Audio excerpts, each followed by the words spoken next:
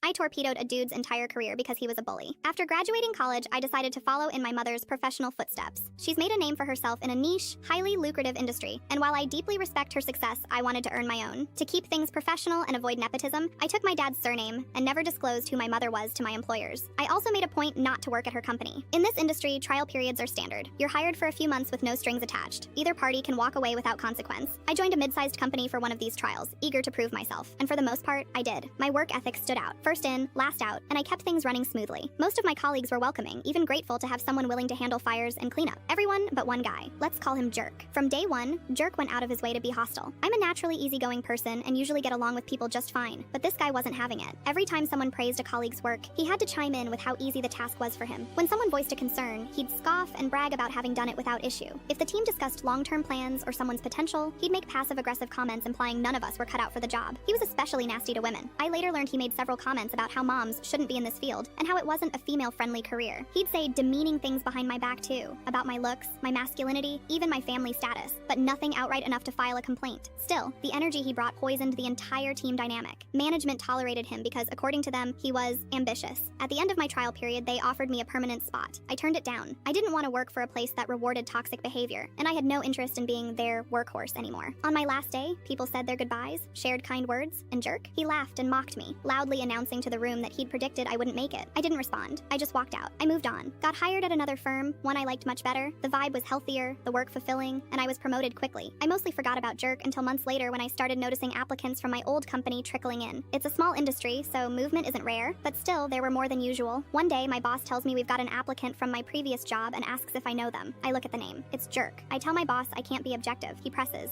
since I'm usually generous in my opinions. So, I level with him. I tell him about the bullying, the way Jerk demoralized team members, especially women, and how he soured the whole environment. My boss listens, thanks me for my honesty, and doesn't hire him. I think that's the end of it. Until dinner with my mom a week later. She casually asks if I knew someone named Jerk from my trial job. Turns out, he'd applied to her company too. I hadn't even mentioned his name to her, but she'd already heard of the behavior I described from when I vented after quitting that job. Once she knew it was him, his application went straight into the trash. A few more weeks pass, and we end up hiring a woman who left Jerk's company. She quickly figures out we have a connection, and over lunch one day, tells me the full story. After I left, Jerk got promoted, and that's when people really started leaving. His promotion drove out talent. Management started investigating. Why were so many good workers leaving after their trials? Why weren't strong applicants accepting permanent roles? It all led back to Jerk. They had to sit down with him, tried to coach him, but apparently he wasn't open to change. He got fired. That's when he applied to my firm and my mother's. When neither bit, he tried a couple more companies in the area, but word travels fast in a small field. Last I heard, he's no longer working in the industry at all.